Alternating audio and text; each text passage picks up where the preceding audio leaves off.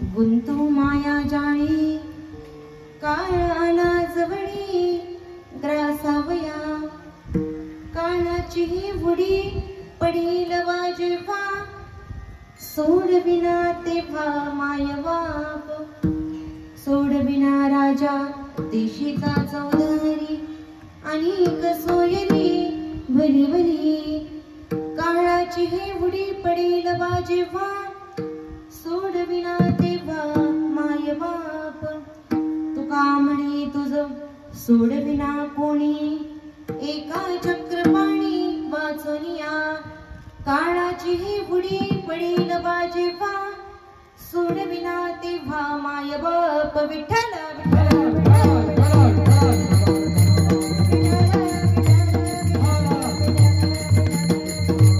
नको नको म्हणा गुंतो माया जाळी काळ आला जवळी ग्रासावया काळाची बुडी पडील वाजेवा सोडविना तेव्हा मायबाप समचरण सरोजं साधनीलांबुदाभं जगननीत पाणिं मण्डनं मण्डनाना तरुण तुलसीमाला कंदरं कंजनेत्रं सदधवलहासं विठ्ठलं चिन्तयामि महायोगपीठे तटे भीमरथ्यां वरं पुण्डरीकाय दातु मनीन्द्रे समागत्य तिष्ठन्तमानन्दकन्दम् परब्रह्मलिंगं भजे पांडुरंगं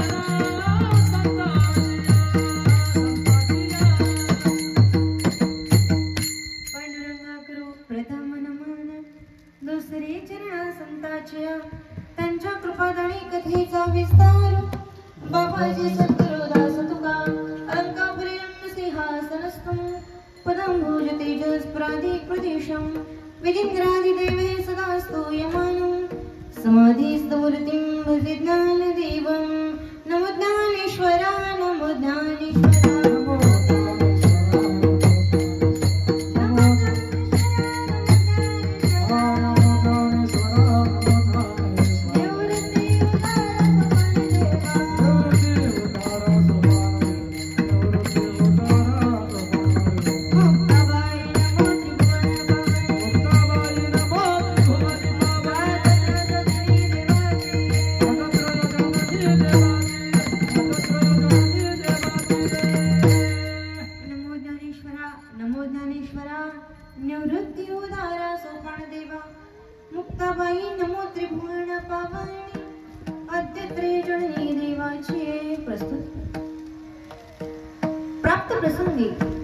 प्राप्त समयी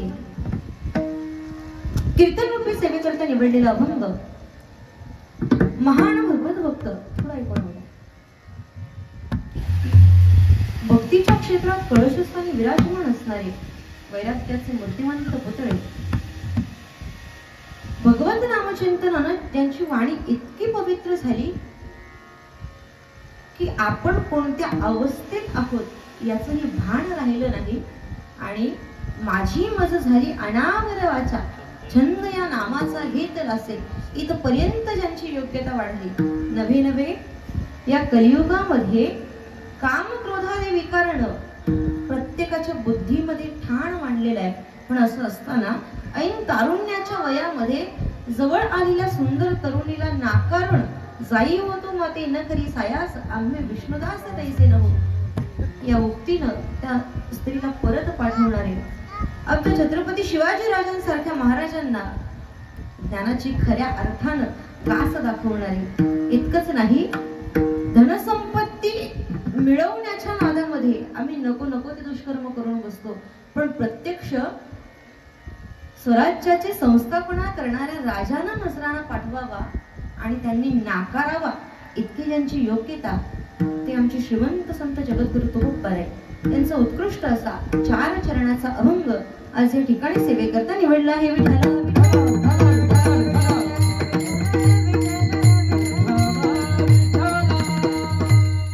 अभंग तुकोबा यांचा आहे, 4 चरणाचा आहे.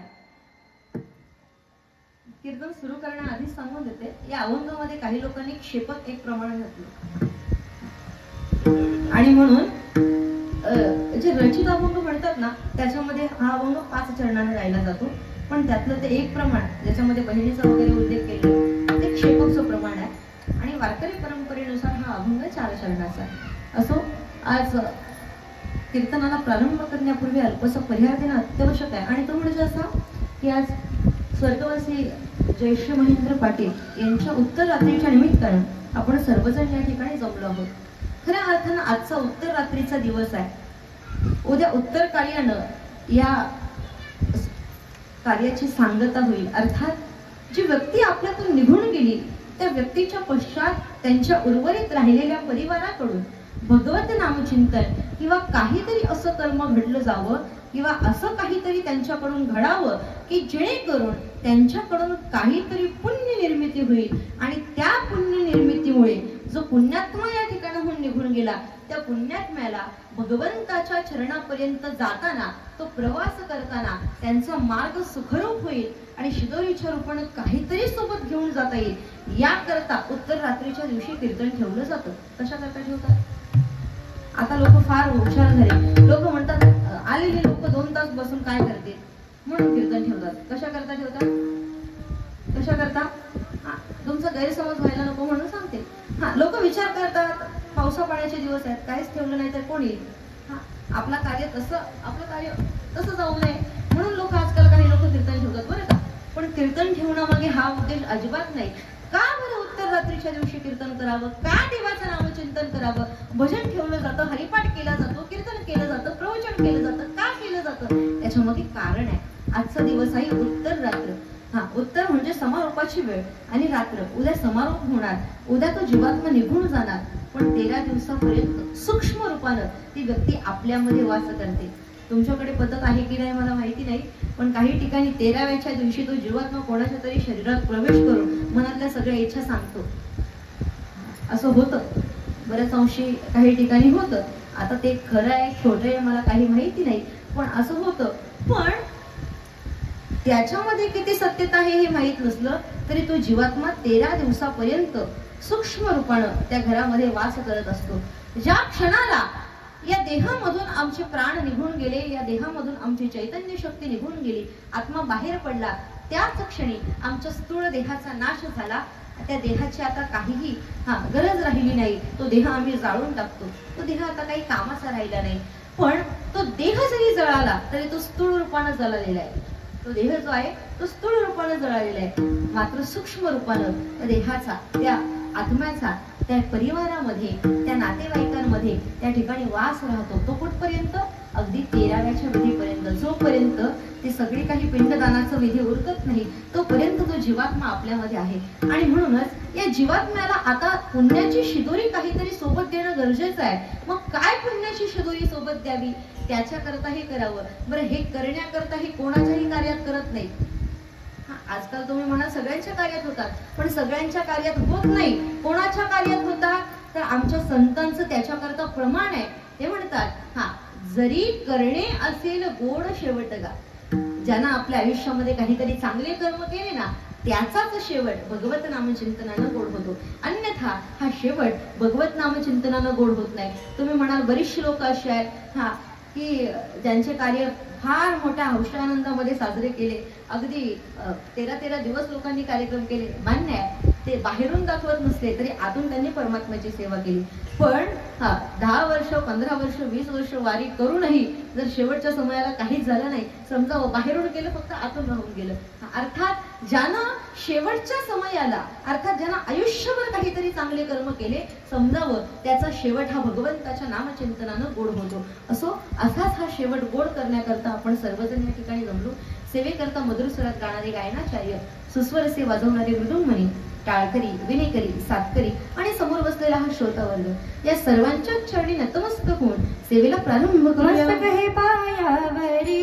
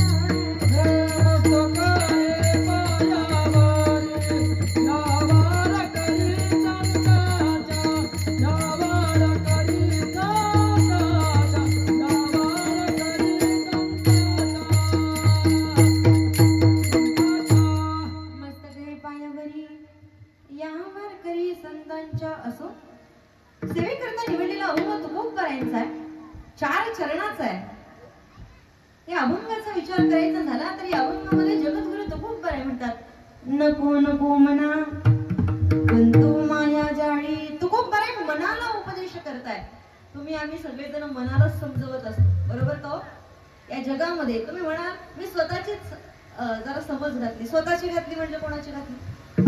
सहज लोक म्हणतात ना, अरे काय सांगू, इतका राग आला होता पण मी स्वतःला समजवलं. स्वतःला म्हणजे नेमकं कोणाला समजवलं? ते मनाला समजवलं. आम्ही जे काही सांगतो ते मनालाच सांगतो. जेवढं काही समजवतो तेवढं सगळं मनाला समजवतो. तो गोपाराय सुद्धा ह्याच्या अभंगामध्ये मनाला उपदेश करतात. नको नको मना गुंतू माया जाळी. ते मनाला सांगतात, बाबा रे तू माया जाळामध्ये गुंतून जाऊ नको. का बरं नुसतं मनाला सांगतात का? हे मन प्रत्येकाकडे आहे. प्रत्येकाला लोक तुकोबाराय सांगतात की बाबांनो, तुमचं जे मन आहे ना, ते मन मायाजाळामध्ये गुंतून ठेवू नका. तर तुम्ही काय करा, त्या मनाला त्या मायाजाळातून बाहेर काढा. लोक प्रश्न करतात, महाराज मन मायाजाळामध्ये अडकवायचं नाही, याच्या मागचं कारण काय? तुकोबाराय त्यांना उत्तर देताना म्हणतात, बाबांनो, हे मन जर तुमचं मायाजाळामध्ये अडकलं तर तुम्हाला तो परमात्मा मिळणार नाही. आणि परमात्मा मिळवायचा असेल तर मन मायाजाळामध्ये अडकून देऊ नका. कारण तो काळ जो आहे ना, तो कधी तुम्हाला ग्रास करेल, कधी तुमच्यावर घाळा घालेल हे कळणार नाही. आणि म्हणूनच तो काळ आपल्याला घेऊन जाण्याकरता टपून बसलेला आहे. काळ आला जवळी ग्रासावया. आणि म्हणूनच तुम्ही काय करा, तुमचं मन मायाजाळामध्ये गुंतवून ठेवू नका. कारण तुम्ही जर मन मायाजाळामध्ये गुंतवलं, मन संसारामध्ये रमवलं, तर ते त्याच ठिकाणी रमून जाईल. आणि मग त्या ठिकाणी रमलं की पुन्हा त्याला तिथून बाहेर काढता येणार नाही. आणि म्हणूनच तुम्हाला जर वाटत असेल की मला या मृत्यूलोकात आल्यानंतर माझा उद्धार व्हावा, उद्धार होऊन मला परमात्म्यापर्यंत जागा मिळावी असं वाटत असेल, तर हे मन जे आहे ना, ते मायाजाळामध्ये गुंतू नका. का गुंतू नका? कारण एकदा की वेळ संपली की मग मात्र आपल्याला या ठिकाणाहून कोणीही सोडवण्याकरता येत नाही. तुम्ही म्हणाल, आमचे नातेवाईक आम्हाला सोडवायला येतील, आमचे माता पिता आम्हाला सोडवायला येतील, आमचे सगळे सोयरे आम्हाला सोडवायला येतील. पण एकदा वेळ संपली, आमचं आयुष्य संपलं की आम्हाला कोणीही वाचवू शकत नाही. करोडो रुपयाची प्रॉपर्टी तुमच्या खात्यावर आहे, खिसे इतके भरले की आता त्या खिशांना श्वास घ्यायला जागा राहिली नाही, एवढे खिसे भरलेले आहेत. बँक अकाउंट फुल झालेला आहे, त्याच्यावर नको तितके टॅक्स लागलेले आहेत. एवढं सगळं असतानाही वेळ संपली तरी आपल्याला जावं लागतं. सोडवण्याकरता कोणी येत नाही. एवढंच नाही, तुम्ही म्हणाल आमची फार वरपर्यंत ओळख आहे, पण तुमची जिथे ओळख संपते ना, तिथे त्या यमाचे दरवाजे उघडे होतात बरं का. जिथे आपली ओळख संपते ना तिथे त्याचे दरवाजे उघडे होतात. तिथे कोणाचीच ओळख चालत नाही. तुम्ही म्हणाल आता मी मरणार, एवढ्यात यमराज आले. यमराज तर न्यायला येणार नाही, ते दूतांना पाठवतात. कारण यमराजानं न्यायला यावं याच्याकरता आपलाही अधिकार तेवढा मोठा असावा की नाही. यमराज घ्यायला कोणालाही येत नाही. ते यमाचे दूत आले आणि अशा वेळेला जर आपण त्यांना म्हटलं की 7 पिढ्या बसून खातील एवढी संपत्ती माझ्याकडे आहे, ही सगळी संपत्ती तुम्हाला देतो, मला 1 तासाचं आयुष्य द्या, देणार आहे का? तुम्हाला 1 तासाचं आयुष्य सुद्धा वाढवून मिळू शकत नाही. आणि म्हणूनच आम्हाला या ठिकाणाहून सोडवणारं कोणी नाही. तुकोबाराय म्हणतात जर असं वाटतं ना की आम्हाला या ठिकाणी आल्यानंतर या मृत्यूच्या तावडीतून, त्या यमाच्या तावडीतून सोडवावं, तर तुम्ही एक करा, या ठिकाणाहून सोडवणारा त्या परमात्म्याशिवाय दुसरा तिसरा कोणी नाही. म्हणून तुम्ही त्या परमात्म्याचं स्मरण करा. त्या परमात्म्याचं स्मरण केलं तर तो परमात्मा निश्चितपणे या काळाच्या तडाख्यातून सोडवल्याशिवाय राहणार नाही. विठ्ठल विठ्ठल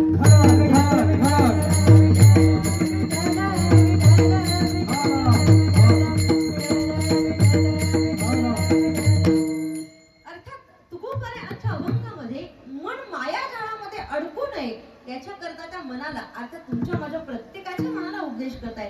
का बरं? या जगतामध्ये मनाला उपदेश करणं फार गरजेचं आहे. या जगामध्ये सगळ्या गोष्टी ताब्यात येतील, पण मन ताब्यात येणं फार अवघड आहे. येतं का?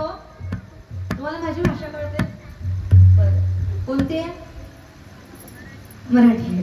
अर्थात माझ्याशी बोलायला हरकत नाही. मन जे आहे तो खूप बरं मनाला उपदेश करतायत की बाबा रे, हे मायाजाळामध्ये अडकून देऊ नकोस. का बरं? मनाला उपदेश करण्यामागचं कारण तरी काय? या जगतामध्ये सगळ्या गोष्टींवर आम्हाला ताबा मिळवता येतो, पण एका मनावर ताबा मिळवणं फार अवघड आहे. अचानक इथे सगळे बसलेले आहेत. समजा आता जेवून बसले, 7 ते 9चं कीर्तन असतं असं कल्पना करा. 7 ते 9चं कीर्तन आहे. 9 वाजत आलेले आहेत. कीर्तनकर कीर्तन संपवत नाही आणि मालकानं फार सुंदर जेवणाचा बेत केला आणि कांदा भजी काढली आणि अचानक तो वास सगळ्या श्रोत्यांच्या नाकात गेला. काय होईल? मी फक्त उदाहरण सांगितलं. बऱ्याचशा जणांचं मन तिथपर्यंत जाऊनही आलं असेल. आलं तो?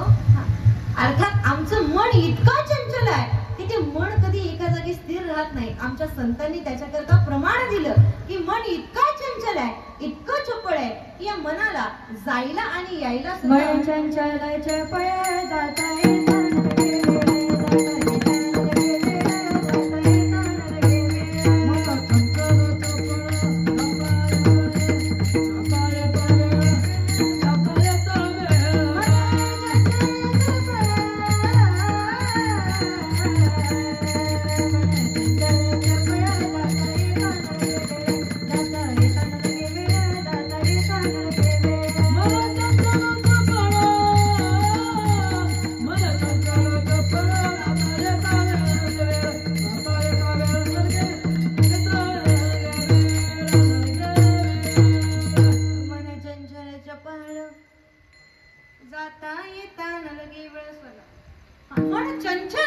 मन चपळ आहे.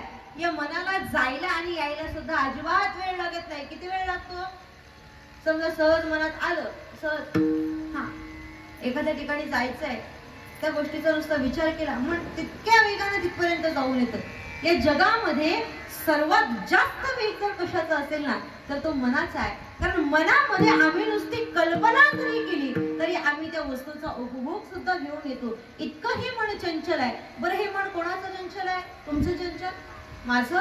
हे मन प्रत्येकाचं चंचल आहे. किती चंचल आहे? आमच्या संतांनी त्या देवाजवळ तक्रारी करायला म्हणे, देवा अरे या मनाला काय काय करतोय, तरी हे मन शांत होत नाही. काय काय करीतो या मना परिनायके नारायणा.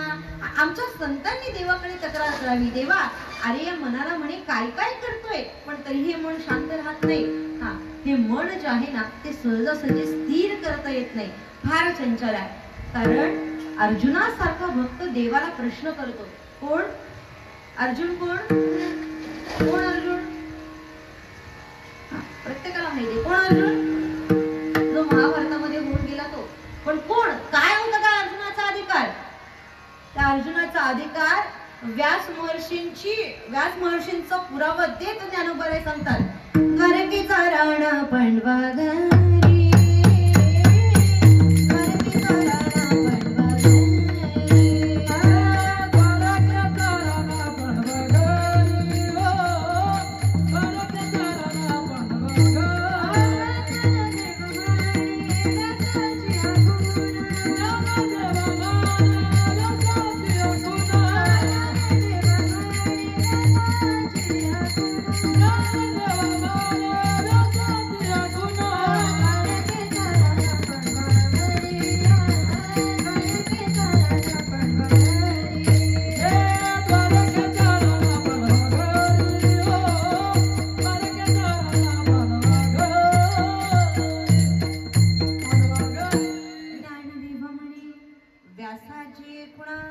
द्वारकेचा राणा पांडवा घरी.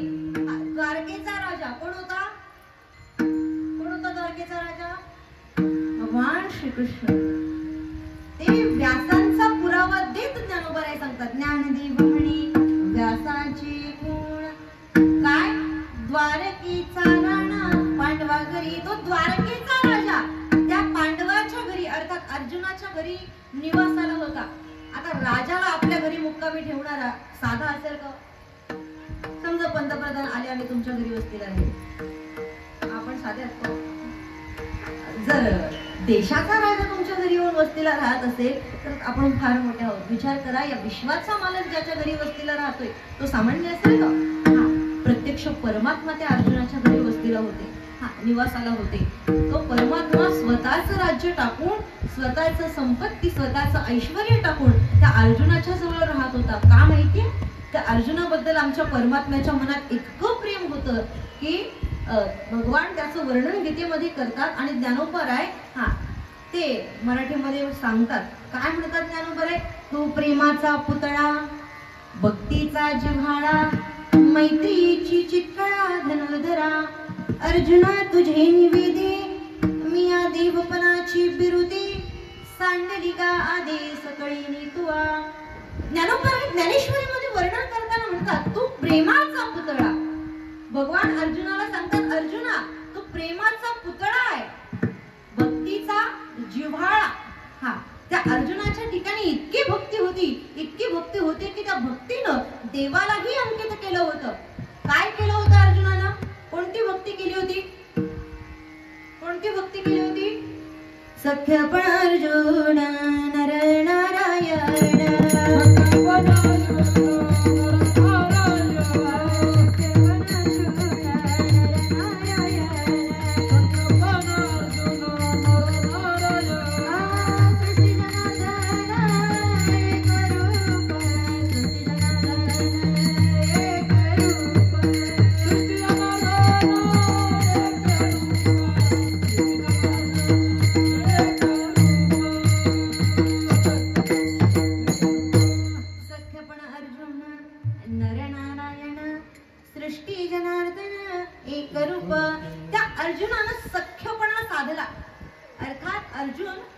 श्रीकृष्णांचा सखा होता. सख्यपण केलं. कोणाकोणाचं केलं? नारायण. अर्जुन नर आहे आणि नारायण अर्थात भगवान श्रीकृष्ण आहे. जीव आणि शिवाचं ऐक्य जिथे घडलं ही सख्य भक्ती आमच्या अर्जुनानं केली. आणि मग इतकी सख्य भक्ती करणारा अर्जुन की ज्या अर्जुनानं आपल्या भक्तीच्या जोरावर देवाला आपल्या घरी ठेवावं इतका अधिकारी असणारा अर्जुन, पण तो अर्जुन सुद्धा देवाजवळ तक्रार करतो, म्हणे देवा मन फार चंचल आहे. अर्जुन गीतेमध्ये सांगतो, अर्जुन उवाच चंचलही मन कृष्ण प्रमाथी बलवत तस्याहं निग्रहं मन्ये वायुरीव सदुष्करः. काय म्हणतो अर्जुन? हे कृष्णा, हे देवा. इथे कृष्णा शब्द वापरलाय बरं का, कारण मनाची तक्रार करायची. चंचलही मन कृष्ण, हे कृष्णा, हे देवा, मन जे आहे ना हे मन फार चंचल आहे, फार क्षोभक आहे, बलयुक्त आहे, कठीण आहे. आणि या मनाचा निग्रह करणे हे मला वायूच्या निग्रहाप्रमाणे अत्यंत कठीण वाटतं देवा. हे मन सहजासहजी शांत होत नाही. ही तक्रार देवाजवळ करणारा अर्जुन आहे, ज्याचा अधिकार भगवान शंकरांच्या बरोबरीचा होता. बरोबरीचा का म्हणते? कारण त्या भगवान शंकरांचं आणि अर्जुनाचं जेव्हा युद्ध झालं त्यावेळी भगवान शंकरांवर सुद्धा विजय प्राप्त करणारा तो अर्जुन होता. ज्ञानोबाराय म्हणतात, तुवा संग्राम हरू जिंतीला, निवांत गवचाचा ठाव फेडीला, पवाडा तुवा केला गंधर्वासी. त्या अर्जुनाचा अधिकार एवढा मोठा की भगवान शंकरांना सुद्धा त्यानं युद्धामध्ये विजय प्राप्त करावा. भगवान शंकरांवर इतका अधिकार त्या अर्जुनाचा असताना तो अर्जुनही मनासंबंधी त्या देवाजवळ तक्रार करतो. आमच्या सगळ्या संतांनी या मनासंबंधी तक्रारी केल्या. आमचे नाथ बाबा भागवतामध्ये म्हणतात, मनाचा अनिवार्य मार कोण राहे मनासमोर, मनास पैजी ऐसा थोर, सुरनुर असुर दिसेना. या मनाला जिंकेल असा सहजासहजी कोणी शोधून सापडत नाही. का माहितीये? कारण मन चंचल आहे. हे मन चंचल हे सांगण्याकरता सगळ्यांची मन इतकी स्थिर राहतील याची मला अपेक्षाही नव्हती. फार चंचल आहे हो मन. ते किती चंचल आहे ते स्थिरपणे ऐकून घेतात. चंचलतेच्या सगळ्या पदार्थांमध्ये चंचल पदार्थांची यादी सांगितली. चंचल गोष्टी ज्या आहेत ना त्यांची यादी सांगितली. समजा जर यादीच करायची झाली तर यादीमध्ये पहिलं नाव कोणाचं लिहिलं जातं? एखाद्या गोष्टीची यादी करायची झाली, समजा गावातल्या श्रीमंत माणसांची यादी करायची झाली, पहिलं नाव कोणाचं लिहितात? कोणाचं लिहितात? तुम्हाला माझी भाषा कळते ना? बोला, कोणाचं नाव लिहितात? मला वाटतं या प्रश्नाचं सगळ्यांचं उत्तर एकच असेल. समजा गावातल्या श्रीमंत माणसांची यादी करायची झाली, सगळ्यात पहिलं नाव कोणाचं लिहिलं जातं? जो सगळ्यात श्रीमंत आहे त्याचं नाव पहिलं लिहिलं जातं. का? श्रीमंतांची यादी करायची आहे, तो सगळ्यात श्रीमंत आहे. आम्ही काय तुम्हाला जगातले श्रीमंत विचारत नाही, मलाच माहित नाही असं समजा. जगातले श्रीमंत नाही विचारत, पण गावातल्या श्रीमंत माणसांची जर यादी करायची झाली तर जो सगळ्यात श्रीमंत आहे त्याचं नाव पहिलं लिहिलं जातं. आमच्या शास्त्रामध्ये चंचल गोष्टींची यादी केली आणि त्या चंचलतेच्या यादीमध्ये, त्या चंचलतेच्या पदार्थांमध्ये मनाचा पहिला नंबर लावला. मनो मधुकरो मेघो मानिनी मदनो मरुत मा मधु मर्कटो मत्सो मकारा दश चंचला. शास्त्रात 10 पदार्थ सांगितले चंचल. त्यातलं पहिलं आहे मड, नंतर भ्रमर, मग मेघ, स्त्री, मदन, त्यानंतर वायू, नंतर लक्ष्मी, गर्व, माकड आणि मासा. या 10 गोष्टी ज्या आहेत ना त्या चंचल सांगितल्या गेल्या. आणि या 10 गोष्टी इतक्या चंचल आहेत की यांना कितीही जरी प्रयत्न केले तरी सहजासहजी आम्हाला स्थिर करता येत नाही. माकडाचा एक त्याच्यामध्ये नंबर लागतो. कोणाचा? चंचल पदार्थांमध्ये एक नंबर लागतो तो माकडाचा. म्हणून एखादा फार चंचल असेल तर लोक काय म्हणतात माहितीये? काय म्हणतात? तुम्ही म्हणा काय म्हणतात ते प्रत्येकाला माहितीये. एखादा फार चंचलपणा करत असेल तर त्याला माकडाची उपमा दिली जाते. आमच्या ज्ञानोबरायांनी ज्ञानेश्वरीमध्ये ती दिली. काय म्हणतात ज्ञानोबराय? म्हणून ऐसे कैसे घडील जे मरकट समाधील का राही म्हणतली राहील महावाद. ज्ञानोबराय ज्ञानेश्वरीमध्ये म्हणतात बघा असं कधी झालंय का? म्हणून ऐसे कैसे घडेल, असं कधी घडेल का? का मरकट समाधी येईल. एखादा माकड स्थिर समाधी लावून बसलेला आहे, असं होईल का? माकडानं स्थिर समाधी लावलेली कोणी पाहिली का? माळशेजला जाता का? माळशेज घाट माहितीये? बरं, माळशेजला जाता? इकडे प्रत्येकाला सवय आहे, शुक्रवार शनिवार रविवार निघाला ना बऱ्याच बाईक जातात इकडची. ज्या दिवशी सुट्टी मिळेल त्या दिवशी मुलं माळशेजला निघतात. बरं, त्या माळशेजमध्ये बरीच माकडं असतात. माकडांना पाहायला बरीच माकडं जातात.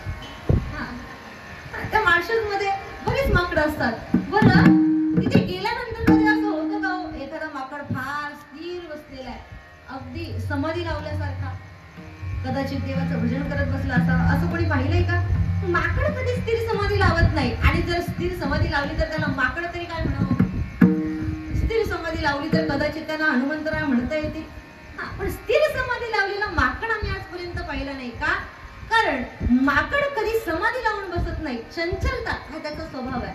समजा एखाद्या ठिकाणावर अचानक सोसाट्याचा वारा सुटला, फार वेगाने वारा सुटला आणि तुम्ही त्या वाऱ्याला मध्येच म्हटलं थांब आणि तो वारा थांबला, असं होईल का? माझी उदाहरणं कळतात ना? वाऱ्याला सहज म्हटलं म्हणे थांब आणि तो वारा थांबला, झालं का असं? असं जर असतं तर उन्हाळ्याच्या दिवसात सगळा वारा आम्ही थांबून ठेवला असता. थंडीच्या दिवसात सगळा वारा परत पाठवला असता. वाऱ्याला थांब म्हटलं तर वारा कधी थांबत नाही. अग्नीला जळ म्हटलं की लगेच जळत नाही. थांब म्हटलं की विझत नाही. अग्नीला थांबवणं शक्य नाही, वाऱ्याला थांबवणं शक्य नाही.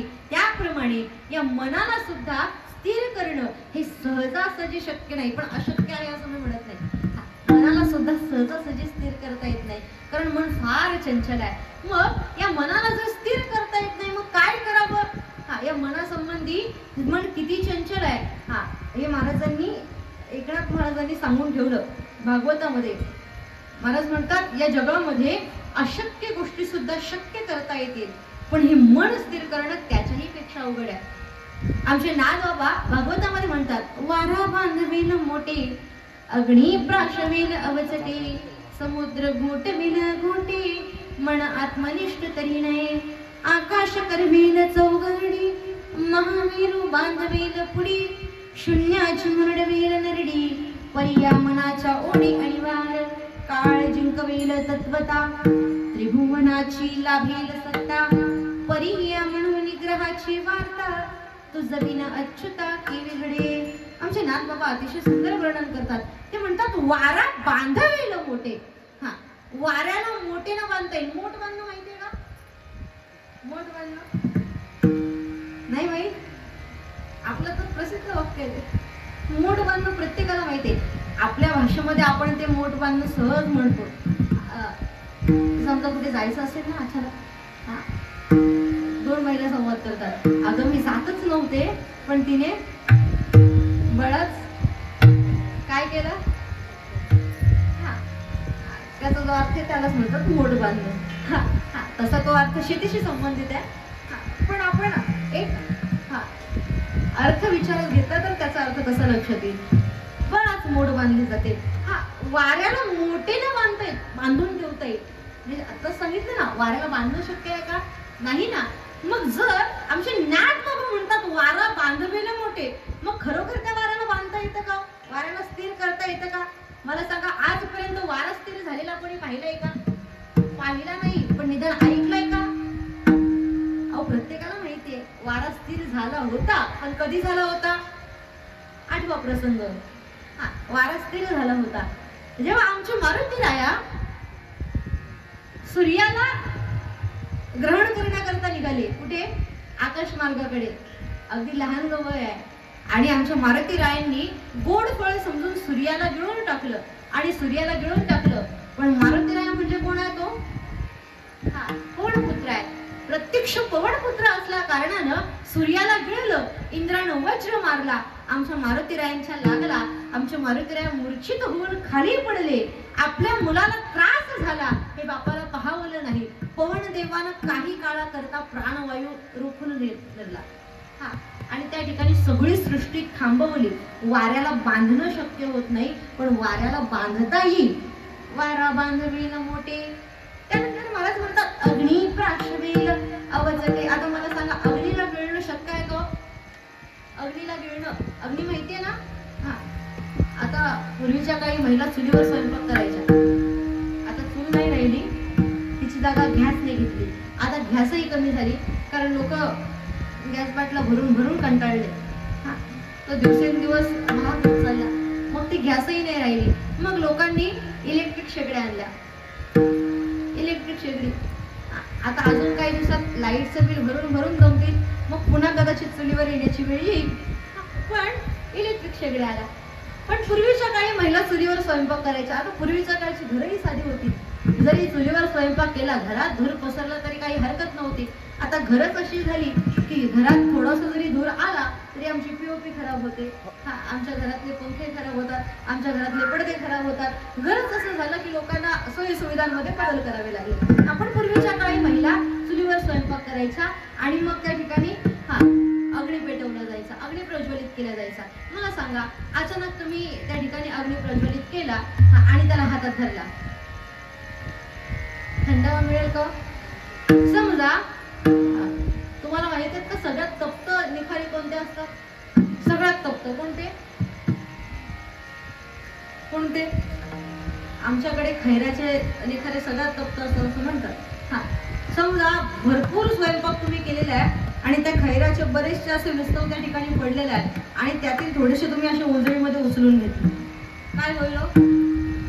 काय होईल?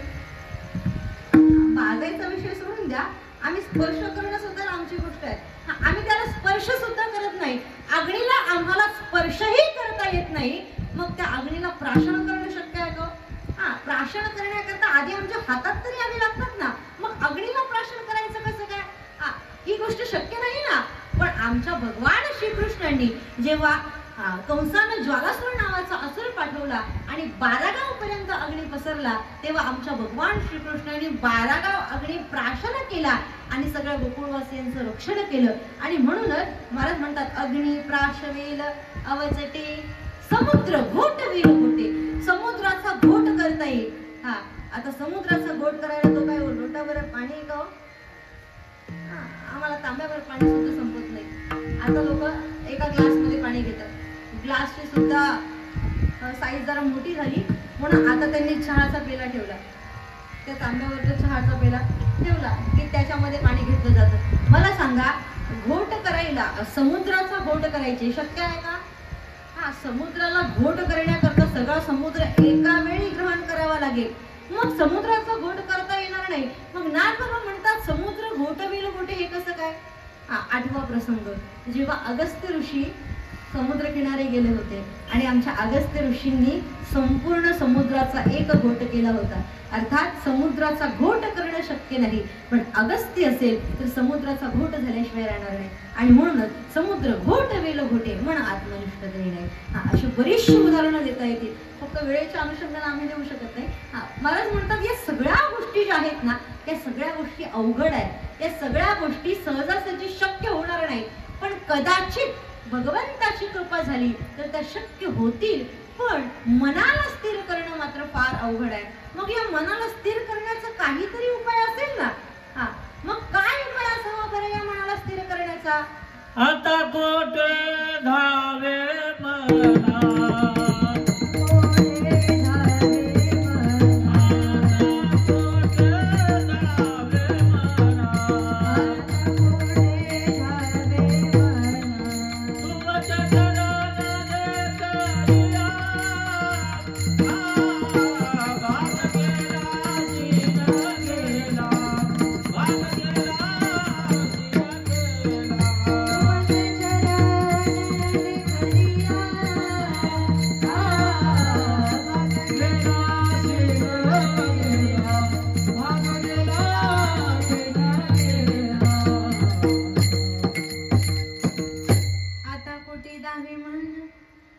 तुमचे चरण देखिया.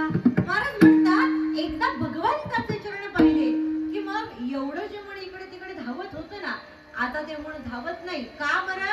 कारण भगवंताचे चरण पाहिले, पण ते चरण सहजासहजी पाहता येत नाही.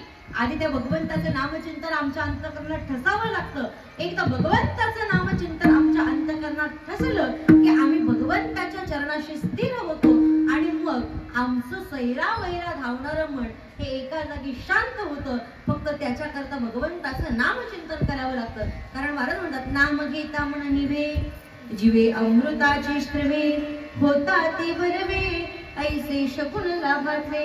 अर्थात भगवंताचं नामचिंतन केलं की मग आमचं सैरा वैरा इकडे तिकडे धावणारं मन हे आपोआप स्थिर होतं. आणि म्हणून हे मन स्थिर व्हावं, त्यानं माया जाळामध्ये गुंतू नये, याच्या करता तुकोबाराय अभंगाच्या पहिल्या चरणात मनाला उपदेश करतात. नको नको मना गुंतू माया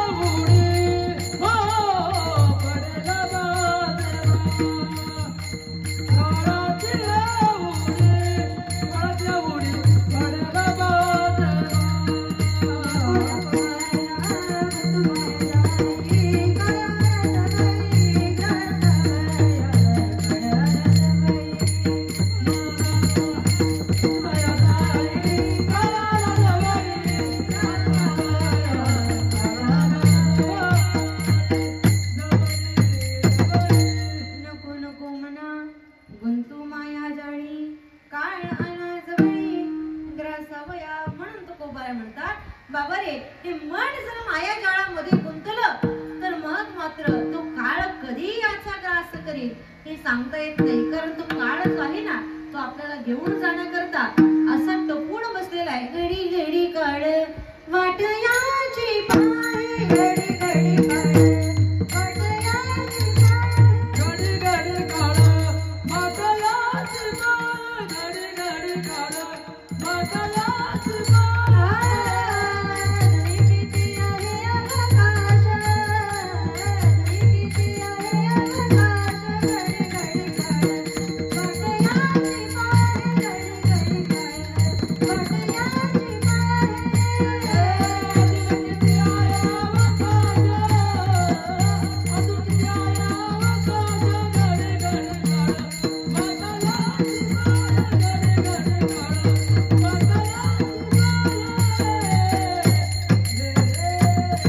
घडी घडी काळ वाटयाची वाटयाची पाही अजून किती आहे अवकाश. तो काळ जो आहे ना प्रत्येक घडीला वाट बघत असतो. प्रत्येक घडीला म्हणजे वाट पाहण्याचं जे यंत्र वापरतं त्याला काय म्हणतात. हा आणि त्याला हिंदीमध्ये काय म्हणतात. आमच्या संतांचे शब्द दिसायला सोपे आहेत पण अर्थ फार महान आहे. घडी घडी काळ ही घडी वेगळी ही घडी वेगळी पण शब्दाचे यमक किती जुळले बरं का. प्रत्येक घडीला प्रत्येक क्षणाला प्रत्येक वेळेला तो काळ वाट पाहतो. अजून किती आहे अवकाश अजून किती वेळ शिल्लक राहिला. कीर्तन ऐकायची सवय नसली की जसं आम्ही वाट बघतो ना किती ते किती होतं अजून किती वेळ शिल्लक राहिला अशी वाट बघतात ना. हा किती किती तासाचं असतं म्हणे. हा आता किती वेळ शिल्लक राहिला किती वाजता चालू झाला असे लोक विचारतात ना. ते जसं वाट बघत बसतात अजून किती वेळ शिल्लक राहिला तसं तो काळ जो आहे ना तो वाट पाहत बसतो. अजून किती आहे अवकाश अजून किती कालावधी शिल्लक राहिला किती वेळ बाकी आहे याची तो काळ वाट पाहतो. एकदा वेळ संपली की मग मात्र तो काळ या देहावर झडप घालतो आणि झडप घालून ज्याप्रमाणे एखाद्या मांजरानं उंदराला घेऊन जावं ना तसा तो काळ तैसा काळ लोकाने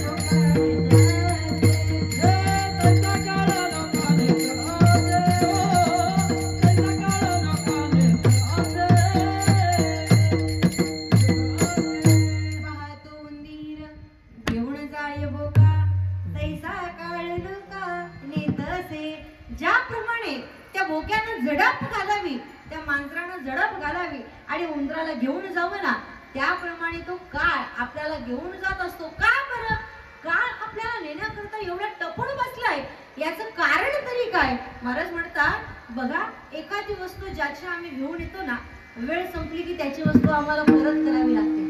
तुम्ही आम्ही ज्या देहामध्ये वास करतोय तुम्ही आम्ही ज्या देहामध्ये राहतोय ना मुळात तो देह आपला नाही.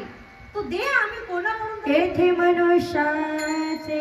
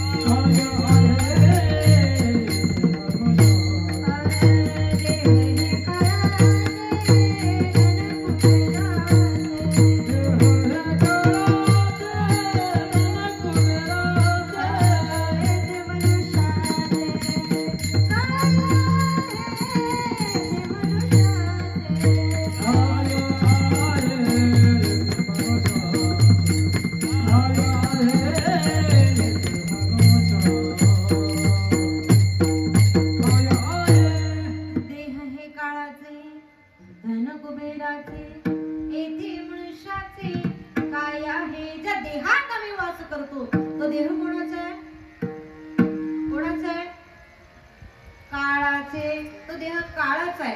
हा बरं या देहात आल्यानंतर हा देह जी संपत्ती कमवण्यासाठी झिजवतो ती संपत्ती कोणाची आहे. धन कोणाचं आहे. धन कुबेराचे. जर देह काळाचा आहे धन कुबेराचं आहे मग आपलं काय हो. आपलं काय आहे. येथे मनुष्याचे काय आहे. माणसाचं असं या जगामध्ये काहीच नाही पण आम्ही फक्त आणि फक्त ती संपत्ती जोडण्यामध्ये लागलेलो आहे. सुभाषितकार फार सुंदर म्हणतात, कलत्रम धनम पुत्र पौत्रादि कीर्ती ब्रह्म बांधवा जाती भेदाति सर्वं हरिरंगी पदवी मनष्टैन लग्नम तत्किम तत्किम तत्किम तत्किम. महाराज म्हणतात या जगतामध्ये आल्यानंतर आम्ही कलत्रम धन पुत्र पौत्र कीर्ती या सगळ्या गोष्टी वाढवत बसतो. आम्हाला पत्नी मिळावी, सुंदर मुलं व्हावी, धनसंपदा जोडावी, हा मग त्या मुलांपासून नातवंड व्हावी, मग आमची कीर्ती वाढावी, सगळ्या जगामध्ये आमचा जय जयकार व्हावा. कशाच्या बाबतीत? कशाच्या बाबतीत? नामस्मरण. मग संपत्तीच्या बाबतीत सगळ्या जगात आमचं नाव व्हावं, सगळ्या विश्वाची संपत्ती आम्हाला मिळावी, आमची फक्त एवढीच अपेक्षा आहे. या जगामध्ये या सगळ्या गोष्टी जोडत राहिले, पण जर तुम्ही भगवंताच्या चरणाशी स्थिर झाले नाही ना, महाराज म्हणतात हरिरंगी पदवी मनश्चैन लग्नम तत्किम तत्किम तत्किम तत्किम. महाराज म्हणतात तुम्ही सगळं जरी जोडलं आणि मन जर तुम्ही भगवंताच्या ठिकाणी एक केलं नाही ना, तर मग तुम्ही हे सगळं मिळवण्याचा काहीच उपयोग होत नाही. विषय असा आहे, या कलियुगामध्ये सगळं काही उफराट चालतं. इथे लोकांना गरजेचं आहे ते मिळत नाही, इथे लोकांना आवडतं ते दिलं जातं. हे कलियुग आहे. इथे आम्हाला जे आवडतं ना तेच आमच्यापर्यंत येतं. इथे आमच्याकरता जे गरजेचं आहे ते आमच्यापर्यंत येत नाही. मला सांगा, एखादं लहान बाळ हातामध्ये खाऊची एखादी पुडी घेतं किंवा असं काहीतरी गोष्ट घेतं की जी खाल्ल्यानं त्या बाळाला त्रास होणार आहे. मला सांगा, त्या बाळाची आई जर त्या ठिकाणी असेल, ज्या गोष्टीनं बाळाला त्रास होईल ती गोष्ट खायला देईल की ज्या गोष्टीनं बाळ सुदृढ होईल ती गोष्ट खाण्याकरता देईल? कोणती गोष्ट दिली जाते? समजा बाळाला जर खायला द्यायचं असेल, कोणती गोष्ट दिली जाते? कोणती गोष्ट जी बाळाला आवडते ती दिली जाते की बाळासाठी जी गरजेची आहे ती दिली जाते? कोणती दिली जाते सांगा बरं? प्रत्येकाचं उत्तर कदाचित एकच असावं. जी बाळासाठी गरजेची आहे निश्चितपणे आम्ही ती देतो. त्यांना आवडतं ते देण्यापेक्षा त्यांना जे गरजेचं आहे ते द्यावं.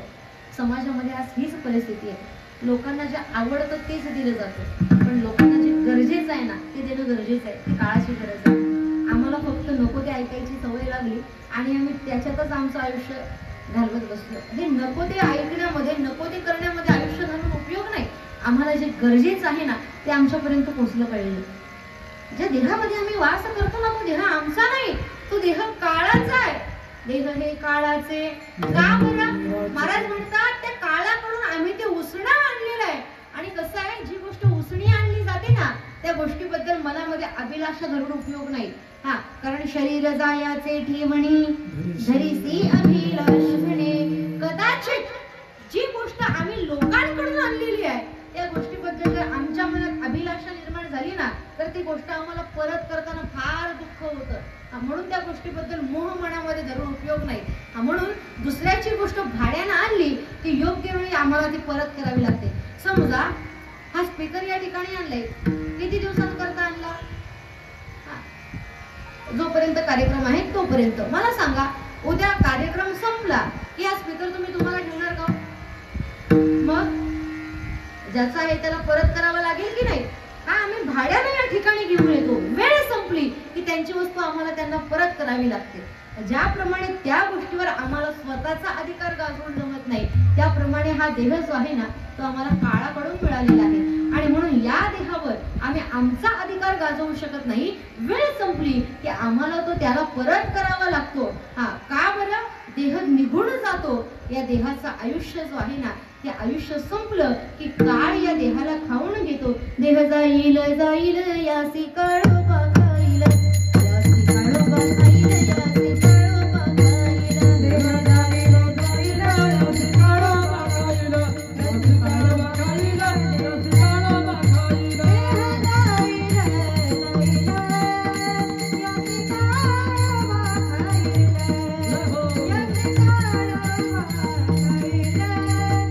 यासी काळोबा खाईल. देह जाईल जाईल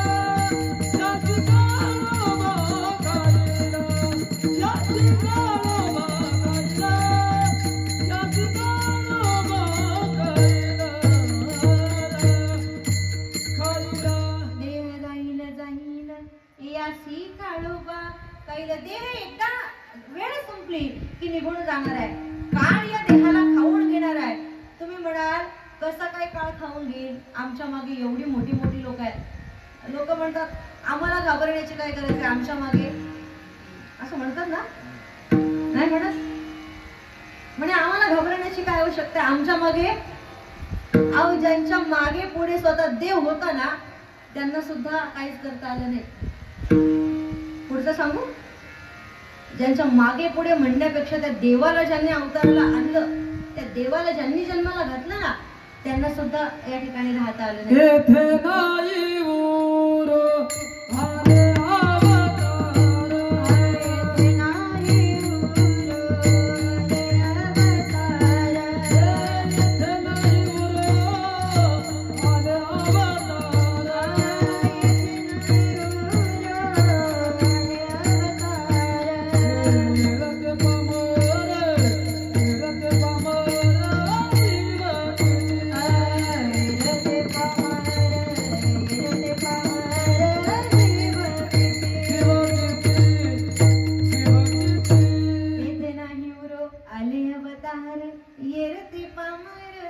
जीव किती कसं काही गोष्टी दिसायला सारख्या असतात मात्र थोडीशी भिन्नता असते.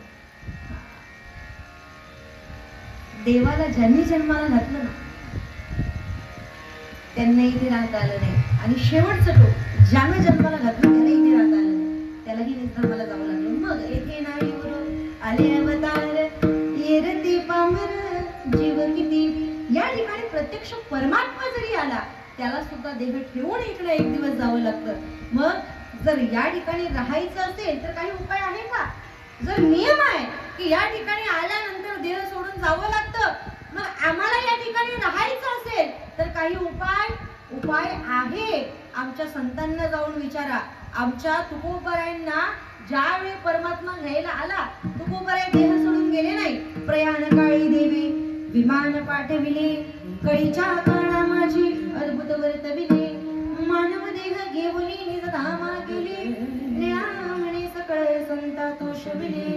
आमचे निळोबाराय प्रमाण देऊन सांगतात म्हणजे आमचे तुकोबराय देह घेऊन वैकुंठाला गेले. प्रत्यक्ष परमात्म्यानं आमच्या तुकोबरांना वैकुंठात जागा दिली. अर्थात या ठिकाणी आल्यानंतर देह सोडून प्रत्येकाला जावं लागतं. फक्त तुकोबराय या नियमाला अपवाद आहे, ज्ञानोबराय या नियमाला अजूनही अपवाद आहे.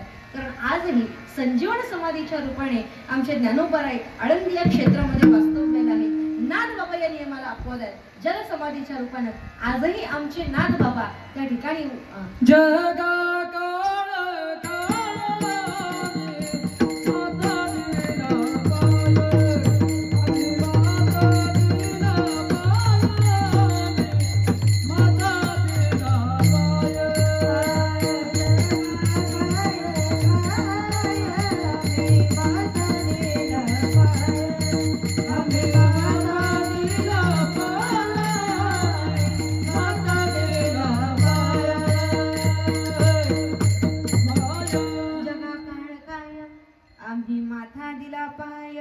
सगळ्या जगाचा तो काळ ग्रास करतो. पण संत म्हणतात आम्ही त्या काळाच्याही मस्तकावर पाय दिलेला आहे. हा अधिकार आमच्या संतांचा आहे. आणि म्हणूनच संतांसारखं आम्हाला व्हायचं असेल तर आम्हाला त्यांच्या योग्यतेचं व्हावं लागेल. अन्यथा एकदा त्या काळानं उडी घातली की तुम्ही म्हणता ना आमच्या मागचे मोठे मोठे सोडवतील, आमचे माता पिता आहेत ते आमचं रक्षण करतील, पण यातलं कोणीही तुम्हाला सोडवण्याकरता येणार नाही. अभंगाच्या द्वितीय चरणात काळाची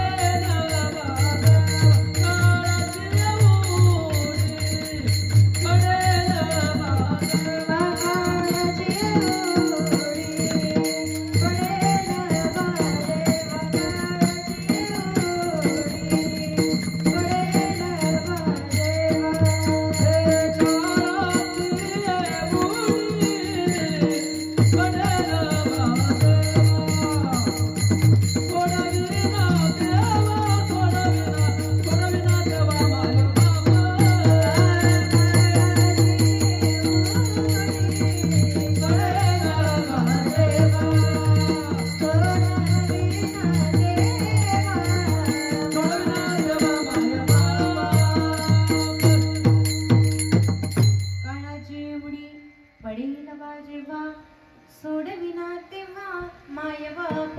महाराज म्हणतात एकदा काळानं उडी घातली ना की मग मात्र आम्हाला या ठिकाणून कोणीही सोडू शकत नाही. सोडविना तेव्हा माय बाप. आमचे मायबाप जरी आले तरी आम्हाला ते काळाच्या तडाख्यातून सोडवू शकणार नाही. का बरं? माता पिता बंधू बहीण कोणी न पती निर्वाणी, माता पिता बंधू बहिणी इष्ट मित्र स्वजन सखी हेतू सुखाची मांडणी, इष्ट मित्र स्वजन सखी एक नामे दुःख भोगी कुंभ पाक जागरणी, एक नामे दुःख भोगी कधी कोणी सोडविना एका सद्गुरु वाचोनी, एका सद्गुरु वाचोनी गर्भधावत दैवाचा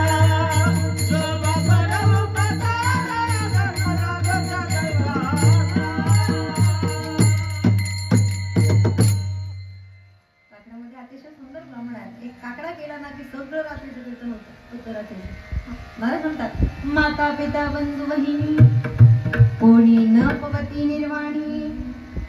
शेवटच्या समयाला माता येत नाही, पिता येत नाही, बंधू येत नाही, बहिणी येत नाही, मग अजून कोणी येतं का?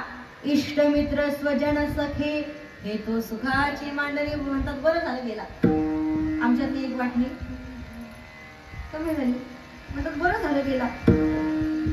लोकांना असं वाटत असेल की आम्ही गेल्यानंतर आमच्या नातेवाईकांना आनंद दुःख होईल. या भ्रमातून निघून जा. हे कलियुग आहे. तुम्ही गेल्यानंतर घरातल्या माणसांना सुद्धा दुःख होईल की नाही याच्या बाबत आजकाल शंका आहे. आपण निघून गेलो की आपल्या पश्चात कोणी आपल्याबद्दल दुःख व्यक्त करत नाही. वेळ संपली, आपण निघून गेलो की प्रत्येकाला फक्त आणि फक्त आनंदच होतो. फक्त 13 दिवसांकरता आमच्याकडे सुटकाच्या कालावधीत लोक दुःख व्यक्त करतात. एकदा वेळ संपली, आम्ही निघून गेलो की आमच्या पश्चात आमच्याकरता रडणारं कोणी शिल्लक राहत नाही. रडणं जरी दाखवत असले तरी त्या रडण्याचा भाव भिन्न असतो. बरोबर बऱ्याचशा गोष्टी केल्या जातात, पण आपण एकदा निघून गेलो की मग मात्र आपल्याकरता कोणीही काही करणारं शिल्लक राहत नाही. अबन्नो, आपल्याला अंतकाळाच्या समयाला कोणी सोडवण्याकरता येणार नाही. माता असेल, पिता असेल, बंधू बहीण कोणीही किती जरी मोठे नातेवाईक असले तरी आम्हाला सोडू शकत नाही. मला तुमचा सोडविना राजा देशीचा चौधरी आणि सोयरी भली भली. अहो, देशाचा राजा असेल, चौधरी असेल, पूर्वीच्या काळाची ती पदवी होती. ती पदवी सांगितली. अर्थात ज्येष्ठ पदाधिकारी जरी असेल, तुमचे संबंध मोठ्या मोठ्या लोकांशी जरी असतील ना तरी ते तुम्हाला सोडू शकत नाही. अनेक सोयरी भली भली, मोठी मोठी सोयरी जरी तुमची असली तरी तुम्हाला ते काळाच्या तडाख्यातून सोडवू शकत नाही. मग महाराज जर हे आम्हाला काळाच्या तडाख्यातून सोडवू शकत नाही, मग असं कोणीतरी असेल ना की जो आम्हाला यातून सुटका करून देईल आणि मग आमची याच्यातून मुक्तता करेल. महाराज त्याचा पत्ता अभंगाच्या शेवटच्या चरणात सांगतात. तुका म्हणे तुझा सोडविना कोणी, तुका म्हणे तुझा सोडविना कोणी, तुका म्हणे तुझा सोडविना कोणी, तुका म्हणे तुझा सोडविना कोणी, तुका म्हणे तुझा सोडविना कोणी, तुका म्हणे तुझा सोडविना कोणी, तुझा सोडविना कोणी, तुका म्हणे तुझा सोडविना कोणी. एका चक्रपाणी वाचविया, एका